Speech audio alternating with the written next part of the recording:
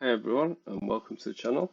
So this is Roundup for week 1 of a 16-week training block I'm doing for the Vomero Manchester Marathon, rocking the training gear. So this week I would give a score of 4 out of 10 as I missed a run, quite an important one actually. My own fault, bit of a schoolboy error. I should have amended the plan after taking an unplanned week off the week before. Not necessarily a bad thing, bit of a reset to recover mentally and physically for a 16-week training block. But I didn't amend it, ended up missing a run, so that's what's happened there. My goal for this is sub 3:30, so I'm going for 3:28 exactly. It's my second marathon, second time at Manchester as well. I got 3:43 in October. Training plan put together myself, bit of a hodgepodge really from stuff I've read. There's a few books, big book of endurance by Phil Maffetone, 80-20 by Fitzgerald, Daniels' running formula, and advanced marathoning by Fitzinger. So let's jump on over to Connect and go through the planned runs first. So let's have a look.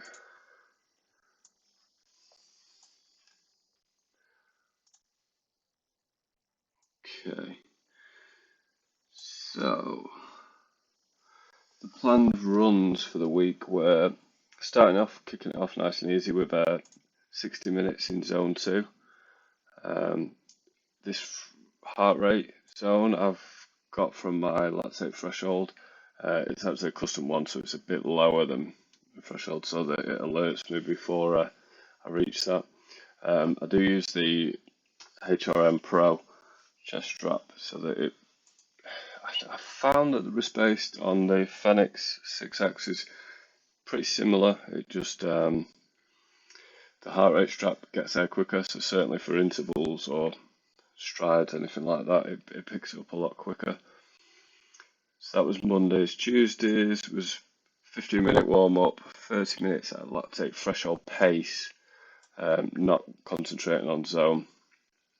And then the rest was a cool down, warm down, however you prefer to say it. Then a zone 2 long run, well, medium long run. So medium long runs I'm aiming for 20 to 25k. So that was down for a 25k. Another 60-minute zone 2, and then Sunday's run was 28k, but alternates 2k, zone 2, 2k, a goal marathon pace. So let's hop over to Strava and see what I actually did and go over what I missed. So the first run was this 60-minute zone 2. That went no problems really. Because I had a week off, the pace was more heavily weighted towards slower than where I should be in zone 2. No biggie really, as long as the heart rate stays in zone 2. But over the course of this block, I would expect the pace to get more in line with the heart rate zones. So that was the 60-minute. Then the second run of the week was that 30 minutes lactate threshold pace.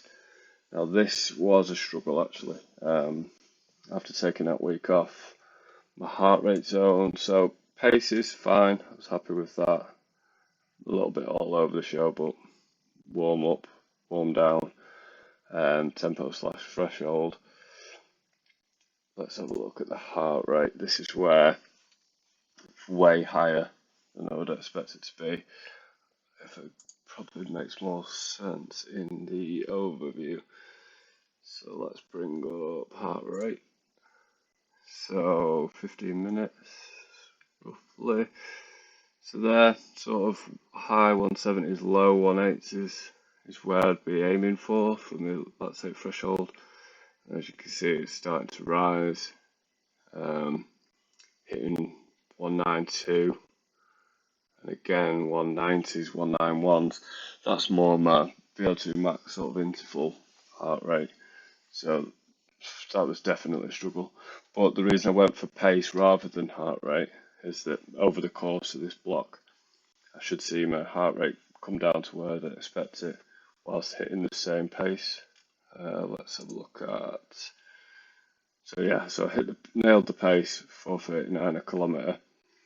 But yeah, heart rate much higher than I would hope for that workout. Then the next workout, I decided to cut that because it was first week back. I decided to do 20k rather than the 25. So just did 10k out and back. Pace was good, more heavily in the zone 2. So that was nice after only 3 runs back this week. Heart rate, again, in the right place. But after this, it did, even though cutting it back to 20k rather than 25, it did trash my legs. Really felt it on the Friday, Saturday, even Sunday actually. Then 4th run of the week, and what turned out to be the final one was another 60-minute zone 2.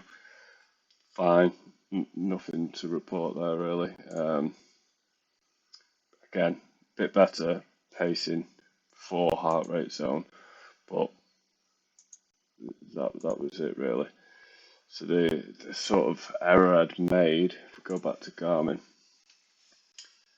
I should have probably put like a zone 2 90 minutes in here, something like that, even another 60 minutes just to get back into it and have this as like a 20k half marathon, something like that.